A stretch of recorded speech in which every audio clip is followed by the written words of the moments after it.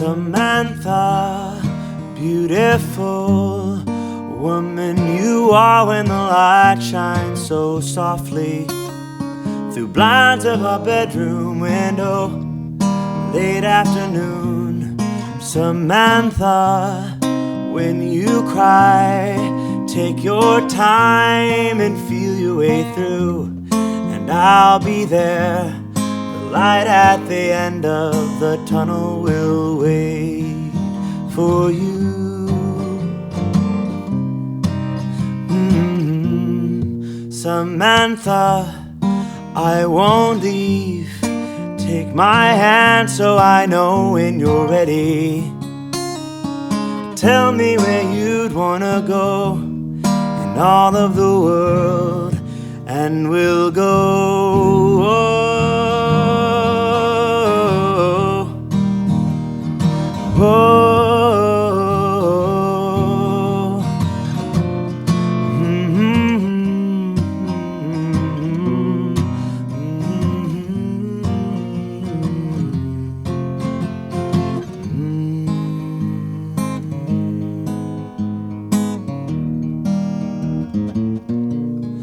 Samantha, beautiful, like a dream I would wake from for no one. Kiss me as I drift away to hold you again. Samantha, when you cry, take your time and feel your way through, and I'll be there. The light at the end of the tunnel will wait for you.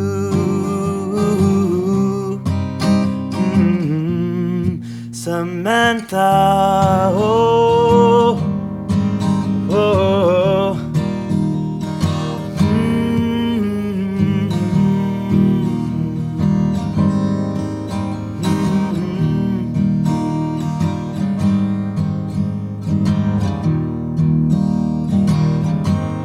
Samantha.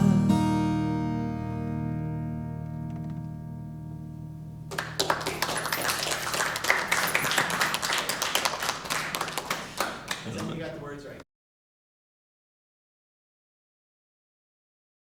I got it. I don't know if I'm in there. Yeah, Am I in there? you're there. Hi, welcome to the Butte Tiny Desk. I'm your host, James Spade, and I'm here with Ben Ruttenberg. He just performed his original folk composition, Samantha.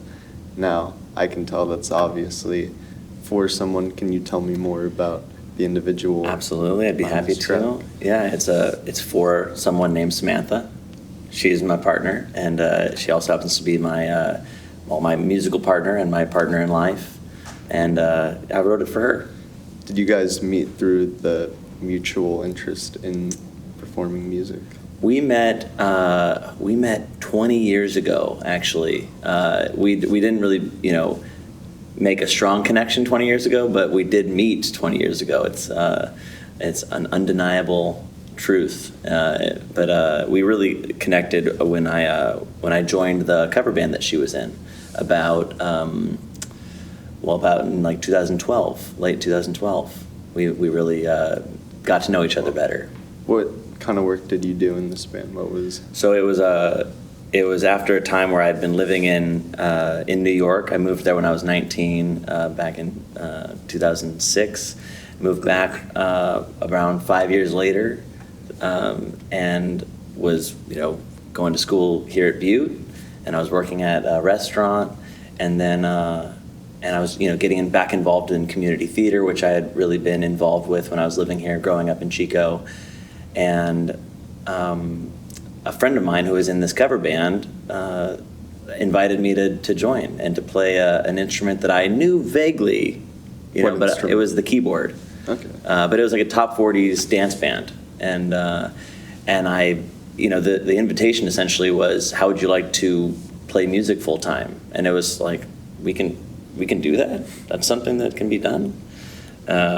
Never had really considered that before. I always, kind of like dreamed of it, but never understood really like how that would look. And so he offered one path that led to playing music full time for about 9 years, and she was in the band, and so we got to know each other kind of, on road trips, and there's a lot of long drives, and and so all that. So we got to spend a lot of time together and got to know each other through that. That's honestly how I'd imagine as an artist an ideal way to meet someone. I imagine, has she kind of been a catalyst or an influence for all the music you've written? I mean, I'd say, I get a lot of inspiration from a lot of different places, but certainly she is an inspiration, and we really have a lot of common ground when it comes to our musical tastes and what we sort of are, what we kind of gravitate towards. So yeah, I'd say that she's definitely an inspiration. She's super talented, fantastic singer. We're in a group together called the Sun Followers, and we write songs together and play covers that we really enjoy, and we have we kind of explore some of the music of some of our favorite artists. What are some of those artists? The first one that comes to mind is an artist named Ray LaMontagne. He's I really love James Taylor and Cat Stevens, those kind of like folk singer-songwriters from the 70s. But I like some other musicians like Alan Stone. He's like a kind of a soul singer, kind of get a little bit more into some of that groove stuff. I like a band called Lake Street Dive. I listen to them a lot, and the Avett Brothers, other kinds of like those guys that are sort of carrying on that folk singer-songwriter, like folk rock kind of vibe. I really like a lot. And what is it about the kind of folk bluesy vibe that appeals to your senses as an artist?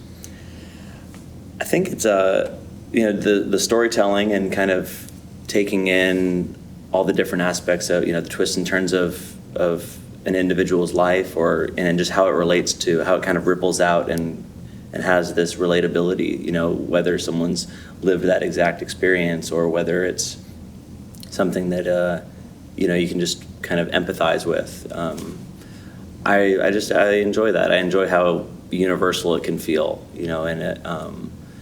and finding a way to connect maybe an abstract idea and connect and ground it in something that's a bit more relatable, and finding a way to kind of communicate feelings that aren't as easy sometimes to communicate in a regular conversation, or just to bring up kind of in a sort of more conversational way. It's like a song it emotes something outside of just the words. Oh, definitely. And could you perhaps relate or elaborate on a time where one of these moments in your life kind of just popped into your head and you're like, oh, I need to write this down, or I need to, translate this into music? I think sometimes, the first thing that comes to my mind is a moment many years ago when I was living in New York. I was with this woman for, it was a serious relationship, but it really only lasted about, 18 months. And it was a kind of a messy breakup. And then we got back together, and then we broke up again. And I hadn't written anything. It was actually a song that kind of got me in trouble. That's how it was a song that I hadn't exactly finished writing. And anyways, I won't get into all that. But it was, I didn't write anything about that breakup or about that experience. So kind of in hindsight, while we were still together, while we had gotten back together, I had written a song about the breakup, and I think it helped me kind of like feeling like it wasn't just a painful experience. It was something that I could kind of